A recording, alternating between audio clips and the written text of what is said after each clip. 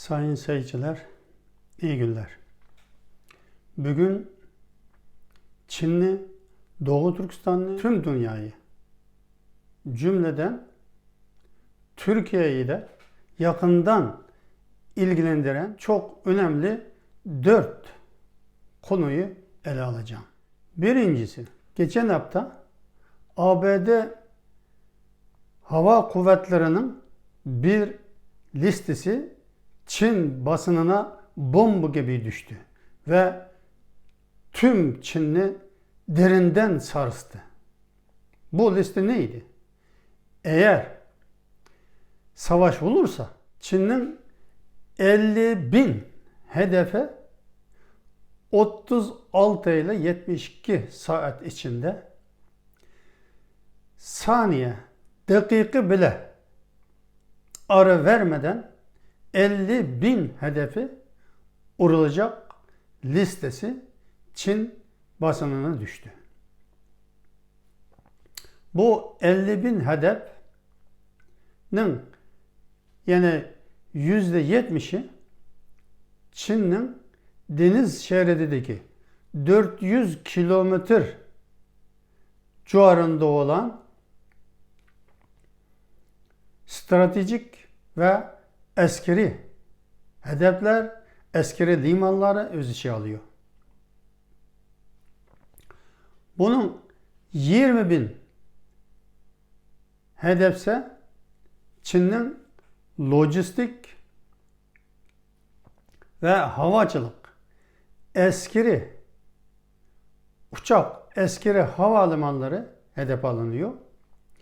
2.000 hedefse Çin'in güçlendirilmiş yeraltı savunma, sığınak ve nükleer depolarına hedef alıyor. Elbette bunun içinde Doğu Türkistan'daki hedefler de var. Doğu Türkistan'daki hedefler ise lojistik, askeri hedefler, enerji kaynakları.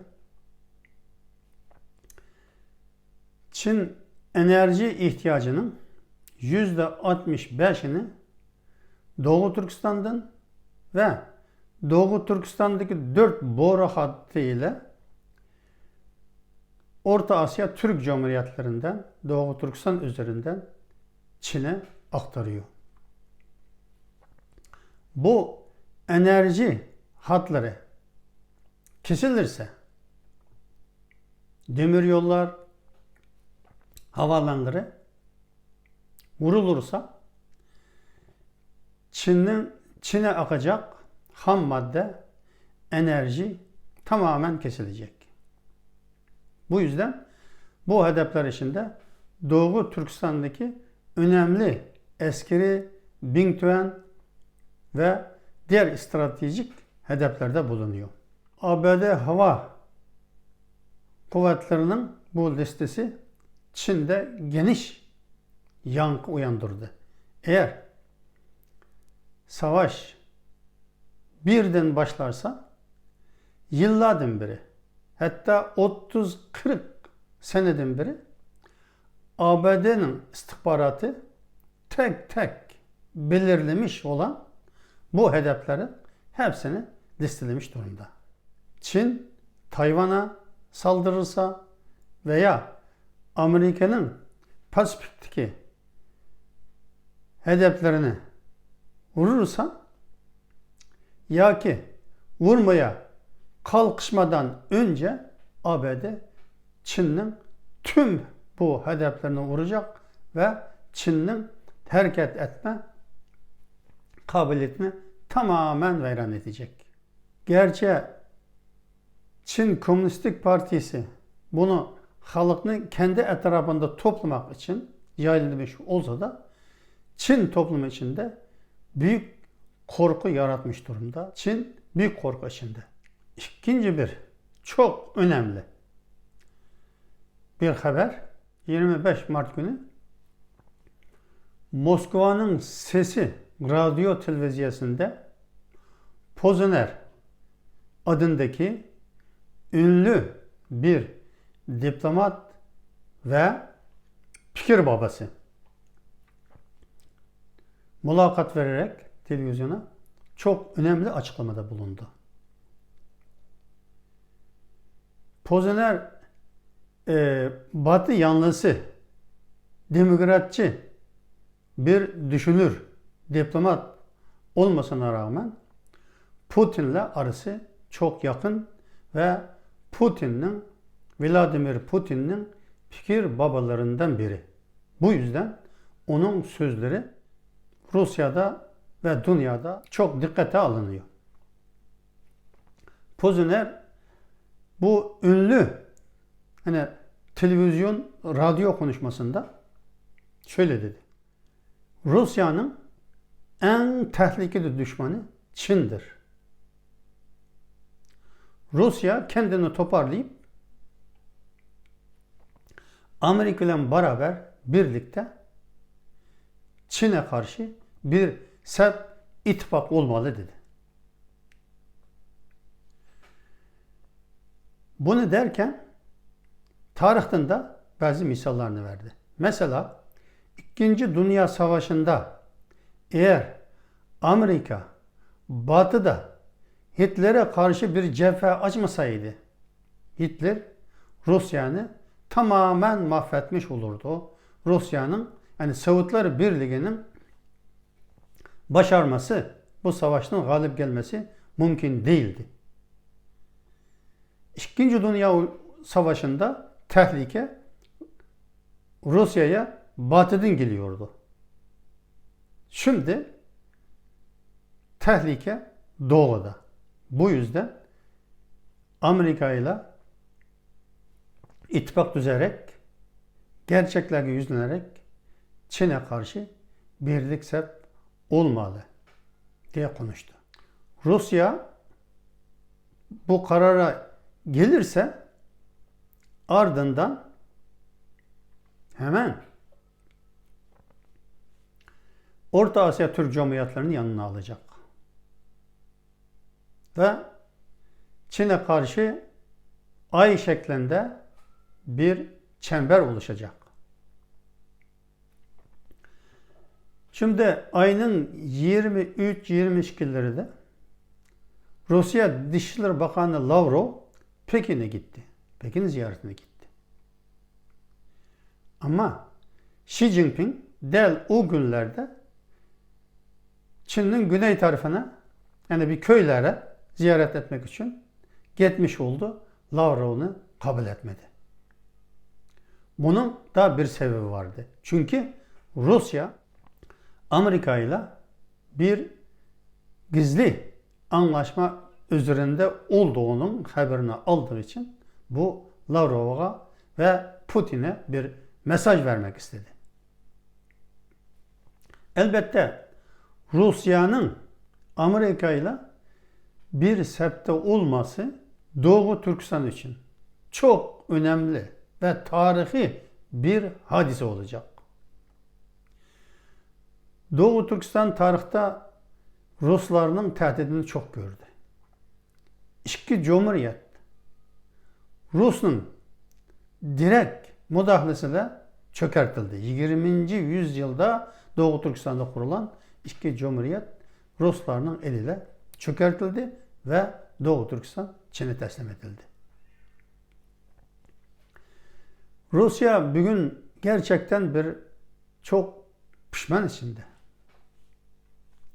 Bugün Rusya'nın elindeki Batı Türkistan bağımsız ülkeler. Ama Doğu Türkistan Çin'in ön cephesi olduğu için hem Rusya'ya hem Batı Türkistan'a büyük tehdit yaratmakta. Elbette Doğu Türkistan bağımsız olursa Batı Türkistan hem Rusya tehlikeden bayağı uzaklaşmış, tehlikeni uzaklaştırmış olacak. Gene de Pozner'e ek olarak benim de Ruslara iletecek bir sözüm var. Bağımsız Doğu Türkistan Rusya ile Hindistan arasında güvenli bir koridor olabilir. Ne koridoru? Rusya dünyada petrol ve doğal gazı en köp rezervörü olan bir ülke. Rusya'dan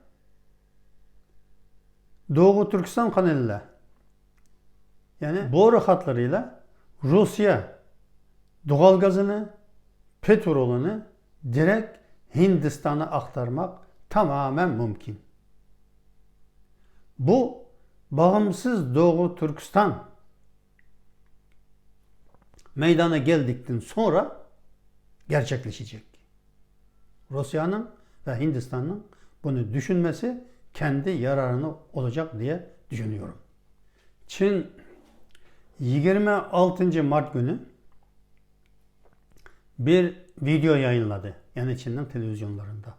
Aynı gün Beijing Reba, yani Pekin gazetesi başta olmak üzere tüm gazetelerde bu konuda detaylı bilgi ve haberlerini yayınladı. Bu neydi? Bu Amerika'nın bir generali olan, yani aynı zamandaki Amerika Dışişleri Bakanı Powell'ın Genelkurmay Başkanı olan Lawrence Wilkerson'ın 2018 senesi Amerika'daki bir düşünce kuruluşunda konuştuğu video görüntülerini yayınladı. Onun da ne diyor? General Lawrence Wilkerson, Afganistan'daki Amerika askerleri konusunda sürekli kalmasının yararı konusunda konuşarak, eğer gün gelip Amerika ile Çin savaşırsa Doğu Türkistan'daki kaç milyon Uygur'u silahlandırış Amerika'nın yararına olacaktır dediği bir videodu. O zaman Çinliler buna pek önemsememişti veya yayınlanmamıştı. Şimdi 26 Mart günü bunu televizyonlarda yayınladı. Gazetelerde yayınladı. Amacı neydi? Amacı Doğu Türkistan'daki yaptığı toplu katliamını, insanlığa karşı suçu haklı olarak göstermek ve daha da fazla adam öldürmek, bu toplu katliamını daha hızlandırmak, daha şiddetlendirmek için bunu yayınladı. Çünkü 15 Mart'ta Çin'in 3. adımı olan Wang Yang, yani Çin Pilot Bürosu'nun en önemli yöneticisinden biri olan Wang Yang Doğu Türkistan'a geldi ve Doğu Türkistan'da güney bölgelerine, Çin göçmenlerine, Bingtuan, daha çok Çinli göçmenlerine taşımak, Çingquango'nun soykırım siyasetini, yani Doğu Türkistan'daki yerli Çingquango'nun, Cellat Çingquango'nun soykırım siyasetini merkez belirlediğini, bu siyasetin doğru olduğunu, bundan sonra daha hızlı ve daha geniş çapta bu siyasetin devam edeceğini açıkladı. O gittikten sonra Çin İçişleri Bakanı hemen Doğu Türkistan'a geldi geçen hafta. Ne oldu? Şimdi Doğu Türkistan'da kanıtlarını, delillerini yok etmek için geniş çapta tutuklamalar başladı. Kimleri tutukluyor? Zaten tutuklanacak insan kalmamıştı Doğu Türkistan'da. Gençler, yani 17-18 yaştan 45 yaşa kadar erkeklerden tamamı cezaevlerinde, Çin'in iç bölgelerindeki çalışma kamplarında ve Doğu Türkistan'daki toplama kamplarında. Şimdi tutuklananlar, polisler cezaevi ve toplumu kampları, gardiyanları ve buna ilişki bilgisi olan savcılar, hakimler dahil. Sadece Uygurlardan, Kazaklardan olanlar, Çinliler değil. Bunlar tutuklanıyor. Çünkü bunlar suç ortakları. Kendi soyunu, kendi halkını soykırıma tabi tutmasında kullanılan yüksek maaşlarla, yani Çin tarafından kullanılan Uygurlar, Uygur yetkililer. Bunlar delilleri biliyor, soykırımın nasıl gerçekleştiğini, toplu tecavüzle Uygur kadın kızlara nasıl gerçekleştiğini ve orada öldürülenler veya ölenlerin nasıl yakılıp yok edildiği veya nereye nasıl gömüldüğü hakkındaki bilgileri bilen bu polis, savcı, hakim ve bununla alakadar olan gardiyan ve diğer Uygur personellerinin hepsi teker teker yakalanıyor ve onlar bir daha geri dönemeyecek. Çünkü bunlar yani canlı kanıt delillerdir. Bunları yok ediyor. Şu andaki sıra onlara geldi.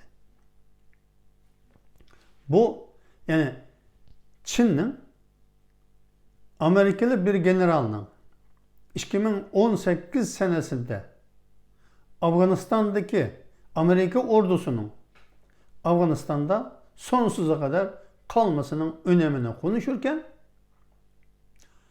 Doğu Türkistan hakkında yani Uygur kaç milyon Uygur'unu silahlandırıp Çin'e kullanmanın yararı hakkında konuştuğu bu konuşmanın bugün yayınlamasındaki amaç Çin toplumunu daha da Uygurların hani Uygur toplumunu, Doğu Türkistan toplumunu katliama tabi tutmanın haklı olduğunu anlatmak ve bazı yani bilhassa Müslüman dünyasını ikna etmek için bunu yapıyor. Şimdi gelelim Amerika'ya. Amerikalı general 2018'de bunu söylerken neden şimdiye kadar Uygurları bir askeri eğitime tabi tutmadı? Mesela Tibetli 1962'de Tibetli 10.000 kişilik Tibet ordusunu kurmuştu Hindistan'da Amerika. Hala var. Bunlar Hindistan ordusunun içinde. Şimdi Hindistan-Çin sınırı içinde ön cephelerde bu Tibetli askerler duruyor. İnsan nefes alma imkanı olmayan yani Hintli askerler nefes alamayacak. Böyle yüksek zirve dağlarda bu Tibetliler duruyor. Tibetli askerler duruyor. Hala bunların lojistik masraflarını Amerika karşılıyor. Ama bunu söylerken Uygurlara Amerika hiçbir askeri yardımda bulunmayı düşünmedi. Neden? Bu düşünce kuruluşunda Uygurlar hakkında böyle bir tehlikeli konuşmanı yaptı. Sebebi neydi? Eğer bunu Çinliler bahane ederek Uygurları toplu katliama yapsın diye Çin'e kuran bir tuzak mıydı? Yani bu tuzakı Çin düşsün de ondan sonra dünya kamuoyunu hareketlendirerek, seferber ederek Çin'e saldıralım diye bir amaçla mı ortaya koymuştu? Yani daha çok Uygur'un katledilmesi pahasına mı bu Çin-Amerika arasındaki savaşı körüklemek için miydi? Bu da Amerika'dan sorulacak sorulardır. Çünkü katliam şu anda 8-9 milyona kadar Uygur toplumu kamplara da terbiye gördü diye orada cezalandırıldı. Toplu ölümlere terk edilen insanların sayısı şu anda bilinmiyor. Sanki 2. Dünya Savaşı cereyan ederken 6 milyon Yahudinin Hitler tarafından yok edildiği o zamanda bilinmediği gibi. Çinliler şimdi bunu bir koz olarak kullanıyor. Amerikalı bir generalının bu sözlerini ve Doğu Türkistan'da yeni bir katliam için büyük çapta harekete geçiyor. Şimdi tüm Çin'e çalışan 3 seneden beri Doğu Türkistan'da yürütülen toplu katliam soykırımı gerçekleştirirken kullanan Uygur, Kazak, Kırgız ve oradaki Türk polis, Çin'e çalışan gardiyan, kim olursa olsun orada cereyan eden Çin'in soykırım cinayetini bilen her Türk evladını yakalayıp götürüyor ve ortadan bu paketleri, bu delilleri yok etmek için çalışıyor. Ama dünya gerçi Çin'i soykırımdan suçluyor. Ama Çin delilleri her zaman yok etti. Tarihte de yok etti. Bugün de bu soykırımın canlı delillerini yok etme seferberliği geçti. Buna dünya ne diyecek? Şimdi Çin, Amerikalı generalının Doğu Türkistanlıları, Uygurları silahlandırıp nasıl Çin'e karşı kullanacağı propagandasını yaparken bir de Çin'in en büyük ünlü generallerinden biri ve askeri stratejist olan bir Çinli general, Deng Xi adındaki bir Çinli general 2011'de Çin Savunma Üniversitesi'de bir konuşma yapıyor. Bu konuşmasında bu diyor ki Deng Xi, General Deng Xi diyor ki ben Şincan'a gittim diyor. Yani Doğu Türkistan'a gittim. 6 ay gezdim. Bilhassa güney bölgeleri, Hotan, Kaşgar gibi buralarda %95 hatta %98 Uygurlar yaşıyor. Biz bu toprakını silahla kazandık. Ama Uygurların kalbini kazanamadık. Bunların gönlü Amerika'da. Bunlar Amerika'nı destekliyor. Çin'e bize nefret ediyor. Eğer Amerika ile Çin arasında bir savaş çıkarsa 300 bin ile 400 bin arasındaki Uygur gencini silahlandırıp Çin'e karşı koyacak. Biz şimdiden bunun tedbirini almamız lazım diye konuşmuştu. Onun konuşma videoları hala YouTube'da var. İzleyen görebilir. Yani Amerikalı general daha 2018'de konuşuyor. Çinli general Deng Xi 2011'de Çin Savunma Üniversitesi'nde konferans verirken bunu konuşuyor ve o zamanda da bu Çin toplumunu dar, şovinist milliyetçilik için seferber eden büyük bir konuşmaydı. O zamandan beri bu Doğu Türkistan'daki soykırımının hazırlığı, ön hazırlıkları yapılıyordu. Bunu da yani seyircilerinin, Türk seyircilerinin bilmesinde yarar var. Şu anda Amerika Çin'e ambargo koyuyor, büyük ekonomik zararlara uğratıyor. Doğu Türkistan için, Uygurlardan diye. Yani Uygurlara soykırım yaptın diye. Ama Uygurlara Doğu Türkistan içindeki topluma hiçbir yararı daha görülmedi. Çin bunlarla Amerika destekliyor diye daha toplu katliamını hızlandırıyor. Amerika'nı bahane ederek Uygurları toplu katliama tabi tutarken Amerika'nın daha hızlı karar alıp bir harekete geçmesini tüm Doğu Türkistanlılar dört gözle bekliyor. Bu Amerika'nın üstünde bir sorumluluktur. Çünkü bu general, Amerikalı general, Amerika'nın zamanındaki Dışişleri Bakanı Powell'ın Genelkurmay Başkanı olan Lawrence Wilkerson Uygurlar hakkında konuşurken elbette onun sorumluluğunun ne olacağını da biliyordu.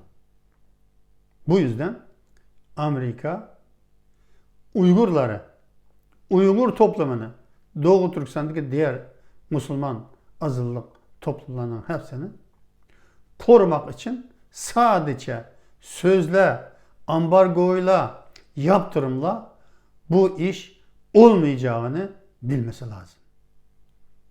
Dördüncü bir konu Amazon. Yani tüm dünyanın 500 büyük şirketi içinde ilk 5'e giren Amazon, yani Doğu Türkistan pamuklarına Uygur toplumunun gözyaşı, kanı sindiği için pamuk üretilen tüm ürünleri, yani Çin'de üretilen tüm pamuk içeren tüm ürünlerini raptan kaldırdı. Satıştan durdurdu. Ve 80'den fazla ünlü markalarda Çin'den hani tekstil ürünlerini almayacağını açıklamıştı. Çünkü Çin'de üretilen pamukun %85'i Doğu Türkistan'dan çıkıyor. En iyi pamuk Doğu Türkistan'dan çıkıyor. Ve bu Amazon'da olsun, diğer ünlü markalar olsun, Çin'in diğer yerlerden çıkan pamuklarla Doğu Türkistan'dan çıkan pamuklarını ve bu pamuklarda üretilen iplik, tekstil ürünleri ve diğer ürünlerinin nereden çıktığını ayırmak zor olduğu için Çin'den yani pamuka ait olan tüm ürünleri almayacağını ve siparişlerini iptal ettiğini çoktan açıklamıştı. En son bu geçen hafta Amazon 6 genelge yayınlayarak arka arkadan bütün ülkelere genelge yayınlayarak Made in China yazılmış tüm tekstil ve pamuk içeren tüm ürünlerini raptan kaldırmasını emri düşürdü. Bu da çok önemli bir gelişme. Böylelikle Çin sadece Amerika'ya 50 milyar dolarlık tekstil ürünü satamayacak. Diğer ülkelerde. Hatta Japonya'da hani oradaki ünlü markalarda Çin'den tekstil ürünü almayacağını açıkladı. Şimdi pamuk, Özbekistan pamuğu, Türkiye pamuğu piyasada daha revaçta oluyor. Yani bu da Doğu Türkistan gerçi. Doğu Türkistan toplumu ezilse bile, köle işçi olarak çalıştırılsa bile bunun yararı gene de Türkiye ve Özbekistan pamuklarının değerinin aşmasıyla sonuçlanacak diye düşünüyorum.